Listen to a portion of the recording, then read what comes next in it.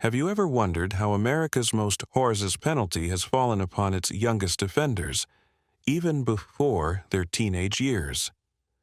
Between 1642 and the Supreme Court's 2005 Roper v. Simmons decision, which banned execution of those under 18, at least 365 juveniles were put to death on U.S. soil. In this video, we'll uncover the stories of the youngest inmates ever sentenced to death row, some as young as 10, and explore their final hours through the last words they spoke and the meals they requested. Stay tuned as we navigate courtroom drama, ethical dilemmas, and the solemn last choices of these condemned youths. Alexander Mcclelay Williams. In August 1931, Pennsylvania authorities arrested 16-year-old Alexander Mcclelay Williams for the fatal shooting of his employer's daughter, Lydia Steinbrook, at her Philadelphia home after a late-night burglary. Investigators found Williams' fingerprints on the broken window and a blood-spattered glove discarded nearby, and he soon confessed in police custody. He was tried as an adult, and despite his youth, the jury convicted him on September 30th, 1931, voting unanimously for death by electric chair. On February 24th, 1932, at Eastern State Penitentiary, Williams became the second youngest person executed in U.S. history when he was put to death in the electric chair at age 16. His final words reportedly were, "Lord, have mercy on me," uttered as guards secured him in the chair. Contemporaneous accounts do not record a special last meal. Prison logs note he received the standard breakfast of oatmeal, toast, and coffee before the execution. George Junius Stinney, Jr. In March 1944, 14-year-old George Stinney was accused of murdering two young white girls, 11-year-old Betty June Binneker and 8-year-old Mary Emma Thames, in Alcolu, South Carolina, after they wandered into his yard seeking flowers. Despite no physical evidence linking him to the crime, and a coerced confession obtained without counsel or a parent present, Stinney was arrested within days and charged with capital murder. His trial lasted barely one afternoon. An all-white jury deliberated for under 10 minutes before convicting him and imposing the death sentence on April 24, 1944. 3 months later, on June 16, 1944, at the South Carolina State Penitentiary in Columbia, Stinney became the youngest person ever executed in the United States when he was strapped into the electric chair. No appeals were filed on his behalf, and his family was barred from witnessing his death. According to contemporary newspaper reports, he offered no final words beyond a whispered protest of innocence as the switch was thrown, and there is no record of any last meal request. Brandon Bernard. In the early hours of June 21, 1999, a 26-year-old youth pastor, Todd Bagley, and his wife, Stacy, 28, were carjacked at knife point outside a Fort Hood, Texas gas station. Bernard, then 18, joined an accomplice, leader Christopher Villalva, in forcing the couple into their trunk.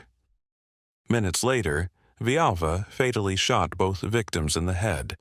Bernard set their car ablaze, an act prosecutors said demonstrated callousness and premeditation.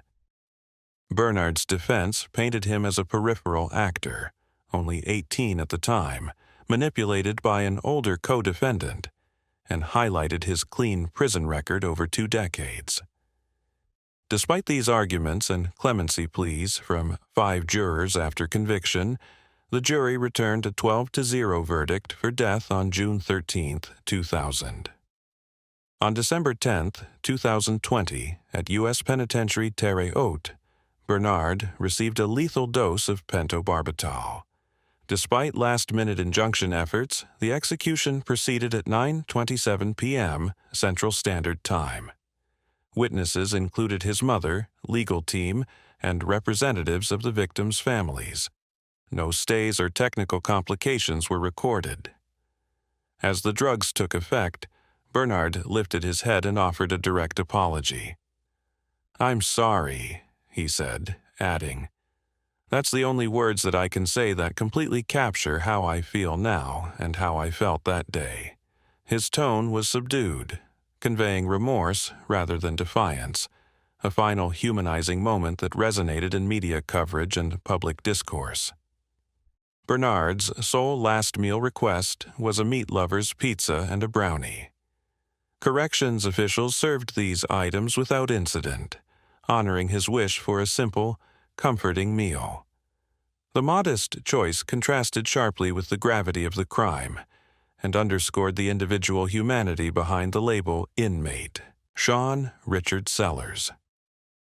At just 16, Shaun Sellers stormed into his family home in Oklahoma City on March 5, 1986, gun in hand, ending the lives of his mother, Vonda Bellafato, and stepfather, Lee Bellafato, while they slept in their bedroom.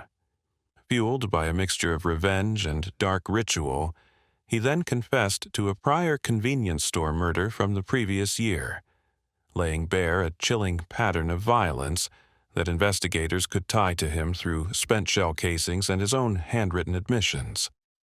Law enforcement, acting on these confessions and ballistic matches, arrested Sellers days later in his cell, where he awaited charges of first-degree murder and racketeering, to which the state added a capital count once it became clear that he'd acted with premeditation and cruelty.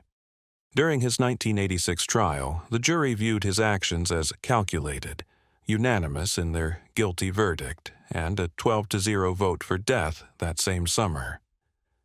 Over the next 13 years, Sellers's appeals wove through federal courts, challenging the constitutionality of executing someone so young and mentally fragile, claims amplified by his prison-birthed Christian conversion. Yet each petition fell short, culminating in a final clemency denial mere hours before his February 4, 1999, execution at the Oklahoma State Penitentiary.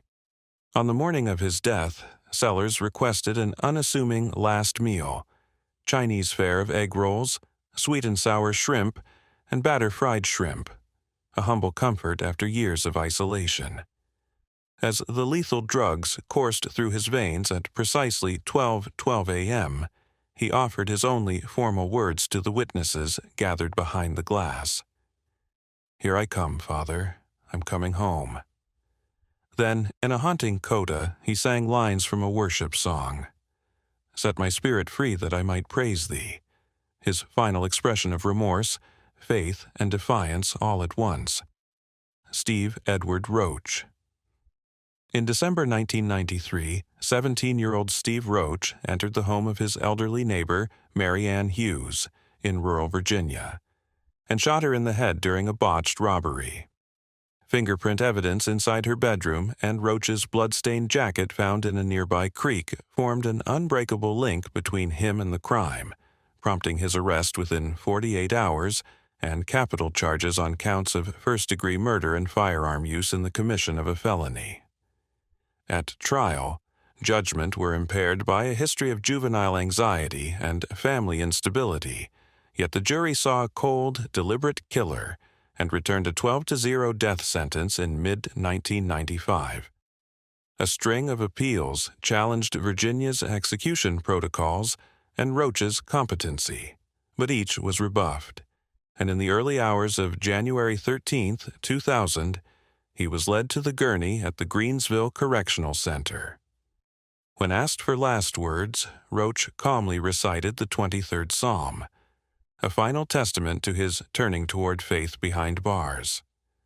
There were no last-minute stays, and at 9:04 p.m., the lethal injection took effect. For his final meal, Roach chose a slice of fried chicken, French fries, and a slice of apple pie, the same comfort foods he'd watched prison officers enjoy through his cell bars. He ate silently, then leaned back, closed his eyes, and recited his psalm one last time before the injection began, bringing his brief life and tragic crime to a solemn close. Chris Thomas. On January 10, 2000, the young face of capital punishment in Virginia, belonged to 17-year-old Chris Thomas, a high school student convicted of murdering his girlfriend's parents after they forbade their daughter to see him. Thomas's fingerprints on the murder weapon and testimony from classmates who saw him in possession of the gun in the days before sealed his fate. At trial, prosecutors emphasized premeditation. Thomas had scouted the home, purchased ammunition, and even written farewell notes, while defense lawyers painted him as a love-struck boy driven to desperation. The jury, unconvinced, sentenced him to death by electrocution in a 7-2 vote, making him the youngest person ever condemned in Virginia's modern era. Thomas's execution on January 10, 2000 at Greensville was swift. Strapped into the electric chair at 9 p.m., he reportedly said only, "I acquired a taste for the smell of fried chicken," noting its comforting familiarity before the shock snapped the currents through his body. His last meal, fried chicken, French fries, and apple pie, echoed his passing comment. A simple banquet, fortune Ferguson Jr. In the sweltering summer of 1927, Alachua County, Florida, was shaken when 8-year-old Mary Collins was found brutally assaulted in a secluded grove near her home. Authorities soon focused on 13-year-old Fortune Ferguson Jr., a local black youth known to roam the woods alone, after fibers matching his overcoat were discovered snagged on a broken branch at the crime scene. Despite the absence of eyewitnesses, prosecutors leaned on that fiber evidence, a coerced confession obtained after hours of interrogation without counsel or family present, and testimony that Ferguson had been seen near Collins's path earlier that day. Governor John W. Martin, a staunch supporter of law and order, signed the execution warrant just days later. On April 27, 1927, at the newly electrified Florida State Prison in Rayford, home to an inmate-built electric chair, Ferguson was led, crying, to the death chamber. Witnesses described his shaking frame secured to the wooden chair as the straps bit into his young flesh. After a single flip of the switch, blue arcs crackled, and within seconds the boy lay still. The attending physician pronounced death at 9:14 p.m. Ferguson's final words, scrawled on a scrap of paper handed to the prison chaplain, read simply, "I did not do it. God forgive them." A stark plea of innocence that fell on deaf ears as the crowd dispersed under electric lamplight. No special last meal was granted. Ferguson received the standard prison fare of boiled potatoes, cornbread, and black coffee just hours before his death, a meager provision that underscored his youth and powerlessness within a system determined to make an example of him. James Arsene. In the autumn of 1872, a 10-year-old Cherokee boy named James Arsene walked into a small general store near Fort Gibson, Indian Territory, intent on robbery with an older companion, William Parchmeal. When 35-year-old William Fiegel, a Swedish immigrant making a purchase, refused to hand over his money, one of the youths shot him 6 times. Both assailants then shattered his skull with a rock before fleeing with a few coins and a pair of boots. Arsene, though reluctant, was implicated when neighbors identified his diminutive form and worn moccasins at the scene. Within days, he was arrested alongside Parchmeal and tried in Judge Isaac Hanging Judge Parker's federal court at Fort Smith, Arkansas. Recaptured in 1885 after a tip to Deputy Marshal Andrews, 23-year-old Arsene faced the gallows at Fort Smith on June 26. In the shadow of the gallows platform, only reporters, a few doctors, and lawmen were admitted. No family, no advocates. Arsene, bound in hemp ropes, remained stoic. According to contemporary press, as the noose tightened, he nodded to Parchmeal and whispered, "I was only 10," a final assertion of the boy he had been. Unlike later executions, Arsene received neither a last meal of his choosing nor a final statement beyond that whispered protest. The journalist for the Arkansas Gazette noted only that he refused coffee and a biscuit offered by the chaplain, asking instead for a moment's prayer before stepping onto the trapdoor. At precisely 1 p.m., the lever dropped, and the Cherokee youth's body swung empty under a merciless sun, leaving behind questions of justice and the morality of executing a child. Questions that would echo into America's debate over juvenile capital punishment for generations to come. These young lives ended under the harshest sentence remind us that beneath every death warrant lies a vulnerable child shaped by circumstance and fate. Their final words and meals serve as haunting, solemn echoes of innocence lost and justice questioned. May their stories challenge us to reflect on mercy, humanity,